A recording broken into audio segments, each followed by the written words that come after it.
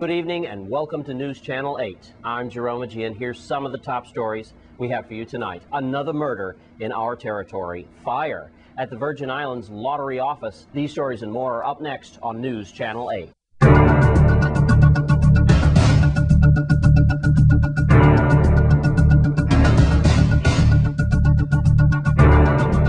In our top story tonight, just a few hours ago, a shootout occurred in the Brookman area of St. Thomas. At least one man is dead and one is injured. Lee Carl reports. Police are investigating two shootings that took place earlier today in this area near Friedenhoy, an area that has been known to have shootouts and the like. So investigation underway. Two persons now are in the hospital, one in critical condition with gunshot wounds, and the other has been treated for gunshot wounds. No details, no names at this time, but an update report says two persons injured in a shootout that took place in the east end of St. Thomas near the Brookman Road area and also near the cockpit.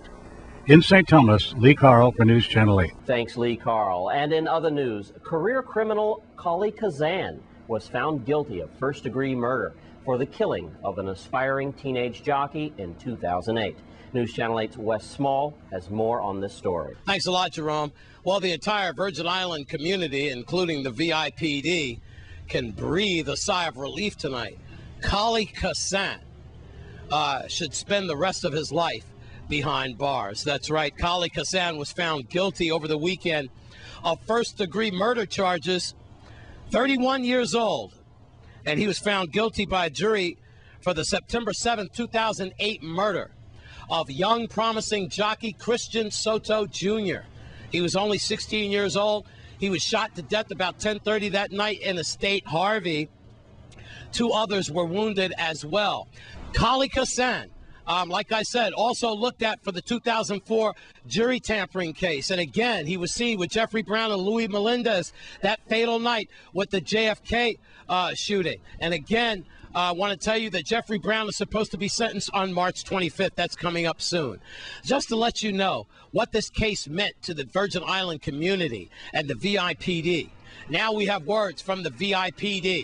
And Melody Rames as Novell Francis has issued this statement about the 11-woman and one-man jury that sentenced Cascen to life without parole over the weekend, a guilty verdict. Let's see what they have to say. Police Commissioner Novell E. Francis Jr. on Monday applauded the investigators and attorneys whose diligent work ensured a guilty verdict for the homicide suspect Cascen on Saturday, March 13th.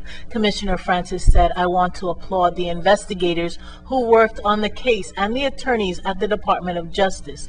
This verdict again shows that the cooperation between the police department and the DOJ continues to be based on professionalism and the pursuit of justice." Commissioner Francis said this crime was particularly heinous because the victim was a 16-year-old with a bright and promising future before him. That future will never be realized because his life was abruptly and violently taken from him. Commissioner Francis extended his condolences not only to the family of the victim but also to the family of the convicted, saying both have a heavy burden to bear. Commissioner Francis pointed out that in recent years, every homicide case that has come before the court has resulted in a guilty verdict and stiff penalties for the suspect.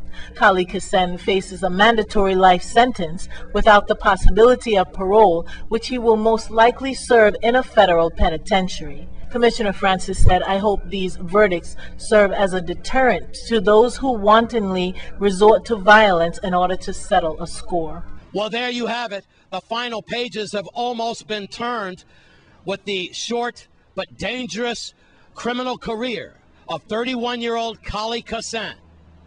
Sentencing will be sometime in May.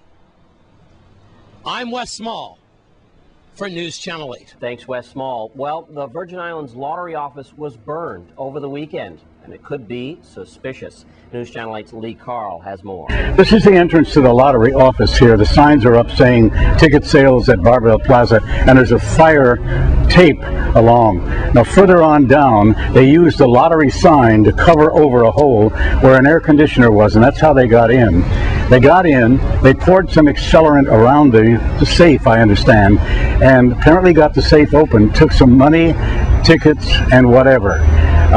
Sources tell us that the investigation is underway with the police department and the fire division because of possible arson. The first reports were on Saturday when I had a friend of mine, Norman, who saw the smoke coming out of what appeared to be the kitchen. Now it is a small kitchen back there, but the feelings here is that somebody knew that the safe was in there, and well, I'll leave the investigation up to either fire or police, as this break-in the lottery office shook a lot of people up when they heard there was a fire here. So the ticket sales and all the information are moved to Barbell Plaza. Investigation underway, a fire that opened the safe and destroyed some of the tickets and also took some cash. That is the story. Lee Carl in St. Thomas for News Channel 8. Thanks, Lee Carl. And there's problems in the Child Paternity Bureau once again. News Channel 8's Wes Small has the story. Okay, thanks a lot, Jerome. Mike Strapoli, he's been calling me for the last month or so, and I've been putting him off because we've had a lot of breaking stories. But child paternity, now this is not the first, and I'm sure it won't be the last, that we are involved with child paternity suits and so forth. And I know they can be controversial and confusing. We're not going to go through the whole story, but basically, one day they told Mike, we owe you money, and then we don't owe you money, the next day you overpaid. Let's get right to it, Mike. A lot of you fathers and mothers out there should pay attention, because once the story airs, a lot falls back as well. All right, what happened, Mike? Wes, good morning. Joe Strapoli, not Mike Strapoli. Sorry. I had issues with the Department of Child Support and Paternity, and we paid them off. I mean, paid them off meaning paid what they said we owed them.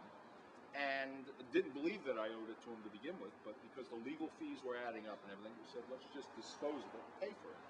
They keep hounding me for the same $3,700 that was paid. Let's see the receipt for that. Oh, right here, man. Right there. Here's the receipt we have with the money orders and where they went ahead and they took my income tax checks and everything even before the hearing. And there is the receipt. Yeah. Right there. By the way, Terrence D. Joseph is the district manager, and I've got a call out for him. Right. So let's see if he's pretty good with these things. Perhaps he'll get back with me. You know, they can do some real damage to your credit history and all kinds of things, and it's not good. And, you know, I have some legal methods and, you know, at my disposal. But what about the poor fathers and mothers who are paying out there that have no recourse, that have no, you know, they fall prey of this system? This is the third time that we're talking to these people about stop sending us bills that have already been paid. We're going to send a registered letter today to them, and we copied in Senator Sanez and just Attorney General Frazier. And we just want this to stop and go away. We want a written retraction. Then we can all go along as being friends again, trying to get something to help these kids, you know, who are not getting any support. So how much do you owe right now? Zero. How much do they say you owe? $3,700. All right. Okay. So that's the final thing, and we'd be appreciative for any help we can get whatsoever. Okay. All Thanks, right. Wes. So that's where you are. Yeah. You paid your $3,700. There's the receipt, but yet and still they still say. Yeah, they still say that you owe them. I mean, I've got a court order right here also that relinquishes me from anything more of this from that case. And I think it was because I was so, you know, vocal about this stuff. All right. Yeah. Help this guy. We don't have enough arms to really help him out right now. And I'm sorry. Gotta keep all. Joe Strapoli. You got to keep all the paperwork. That's the other thing. All right. Anything they say you're doing wrong, keep all the paperwork. It's very important. Okay. If you want to contact the newsroom, 778-5008, extension 226. And perhaps you also have a problem with the Child Paternity Division. Meanwhile, I'm Wes Small for News Channel 8. And at the time of this broadcast, Terrence Joseph did not return calls to Channel 8. And when we come back from this break, St. Patrick's Day highlights. Stay with us.